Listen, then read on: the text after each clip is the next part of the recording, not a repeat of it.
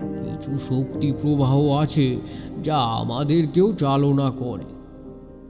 আমরা এই সৃষ্টির তুচ্ছ জীব মাত্র। আমাদের ক্ষমতা খুবই সীমিত। আমি চাইলেও হয়তো তার মাকে বাঁচাতে পারবো না। কর্ম আমাদের ভাগ্য সব সময় নির্ধারণ করে না। আমাদের জীবনে ঘটা কিছু ঘটনা নিয়মের বাইরে গিয়েও ঘটে। এই জগৎ যেমন আমাদের শ্রেষ্ঠ জীব বানিয়েছে, তেমনি এই শ্রেষ্ঠত্বের চাবিকাঠি আমাদেরকে একটা সীমায় আবদ্ধ করে রাখে। তার মায়ের এই জীবন রেখা খণ্ডন করার মতো ক্ষমতার অধিকারী আমি নই। তার এই দেহ খুব তুচ্ছ ভূমিকায় উত্তীর্ণ এই জগৎ সংসারের রঙ্গমঞ্চে, যেখানে আমি শুধুমাত্র দর্শক।